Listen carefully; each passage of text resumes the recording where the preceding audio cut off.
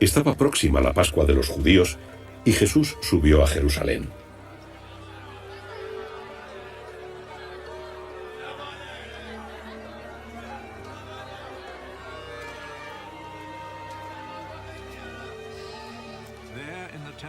Se encontró en el templo con los vendedores de bueyes, ovejas y palomas, y con los cambistas sentados.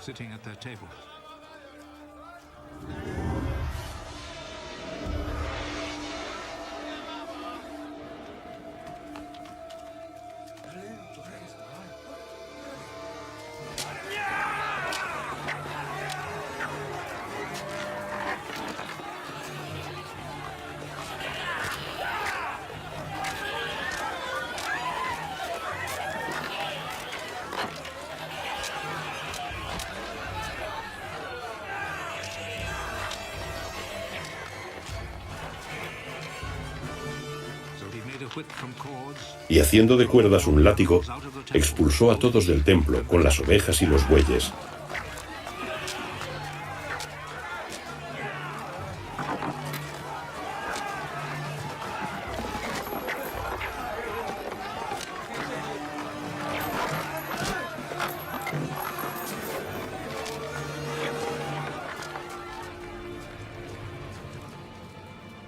Tiró las monedas de los cambistas y volcó las mesas.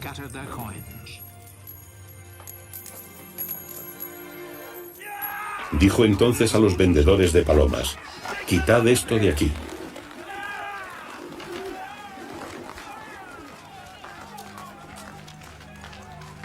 No hagáis de la casa de mi padre una casa de negocios. Se acordaron sus discípulos que está escrito: «El celo de tu casa me consume». Entonces los judíos respondieron y le dijeron: «¿Qué señal nos das para hacer esto?». Respondió Jesús y les dijo: «Destruid este templo, y en 3 días lo levantaré». Los judíos le replicaron: «¿En 46 años se construyó este templo, y tú lo levantarás en 3 días?» Pero él hablaba del templo de su cuerpo.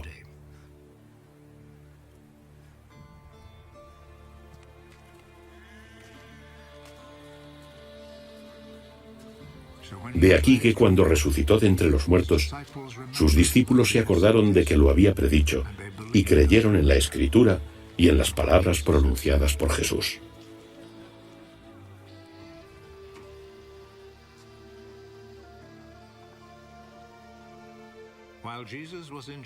Mientras estuvo en Jerusalén durante la fiesta de la Pascua, muchos creyeron en su nombre al ver las señales que hacía.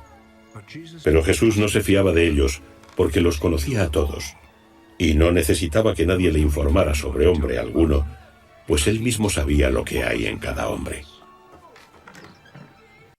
Palabra del Señor. Mis queridos hermanos, Jesús da un nuevo sentido al viejo y suntuoso templo de Jerusalén. Los que adoran al Padre en espíritu y en verdad ya no necesitan templos suntuosos para hacerlo. El templo es importante, pero ha pasado a un segundo plano. Tiene un significado funcional, lugar de encuentro, de reunión, asamblea. El punto privilegiado del encuentro con Dios no es ya un lugar, por muy majestuoso y cuidado que sea. A Dios se le encuentra entre piedras vivas, entre hombres y mujeres que se reúnen alrededor de Jesús, muerto y resucitado. Por esto Jesús nos invita a cuidar nuestros templos materiales, pero sobre todo a ser nosotros mismos templos de Dios. El corazón del hombre es el lugar del verdadero encuentro con Dios. Y por esto nuestro corazón es templo de la presencia de Dios. Mis hermanos, construyamos entonces nuestra interioridad. Sigamos fortaleciendo y construyendo nuestros corazones. No hagamos de nuestro corazón un mercado. Revisemos nuestros compromisos en nuestro caminar hacia la Pascua. Recuerden, la primera semana, vencer la tentación. Pero es la conversión y creer en el Evangelio, y lo concreto, vencer al tentador. La segunda semana, escuchar a Jesús para transfigurar nuestra vida.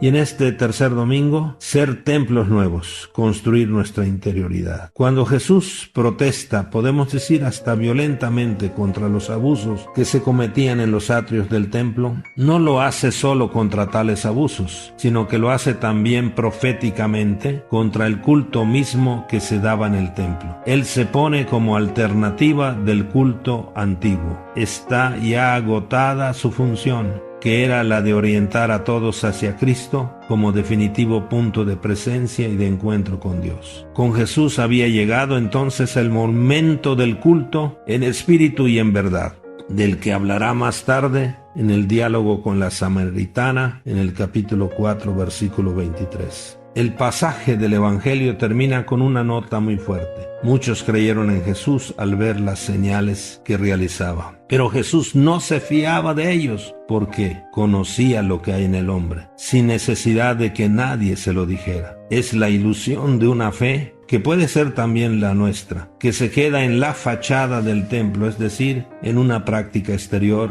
pero nuestro corazón está lejos de Dios y de nuestros hermanos. Jesús sabe lo que hay en nuestros corazones. Que nuestro corazón nunca más sea un mercado de odios, de rencores, de violencia, de indiferencia, de egoísmos, sino que nuestros corazones sean templo del amor a Dios y al hermano. Sí, mis queridos hermanos, Cristo tuvo que hacer prodigios para que muchos creyeran en Él, como leemos al final del Evangelio de hoy. ¿Tenemos que hacer prodigios? Nos toca a nosotros, mis queridos hermanos, hacer el prodigio del testimonio. La gente quiere ver si nosotros, los cristianos, vivimos el Evangelio y que les proclamemos que vale la pena seguir a Jesús, vale la pena vivir el Evangelio. Claro que nosotros no podemos hacer el prodigio de multiplicar panes, pero sí podemos hacer el prodigio de repartir o de compartir los panes que tenemos con aquellos hermanos que no tienen pan. Por supuesto que nosotros no podemos sanar milagrosamente a los enfermos, resucitar muertos, pero sí podemos hacerle una visita al enfermo para consolarlos o ayudarlos, para que también apoyarlos, para que puedan comprar las medicinas que necesitan. Es obvio que nosotros no podamos decirle a los inválidos, levántate y anda, pero sí podemos ayudar para unas muletas o para una silla de ruedas. Es decir, nuestro amor, según el Evangelio, tiene que ser concreto. Igualmente, claro es que nosotros no podemos hacer que los muertos se levanten de sus tumbas, pero sí podemos ayudar a los vivos que se levanten de sus vicios o de su extrema pobreza o de sus desalientos, que son otras maneras de estar muertos en vida. Seamos entonces templos del amor de Dios. Que nuestra participación en las Eucaristías y nuestro amor fraterno nos ayuden a ser templos vivos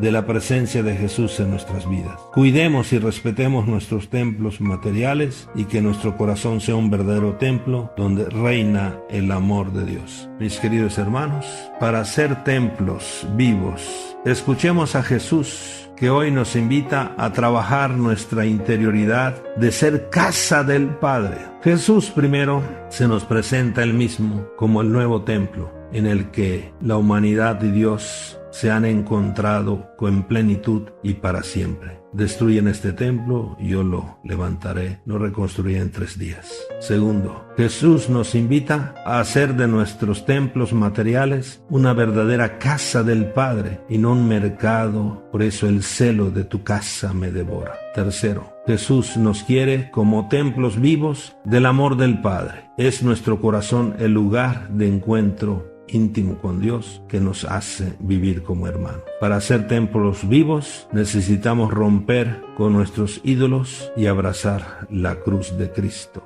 Feliz domingo, feliz convivencia familiar. Bendiciones.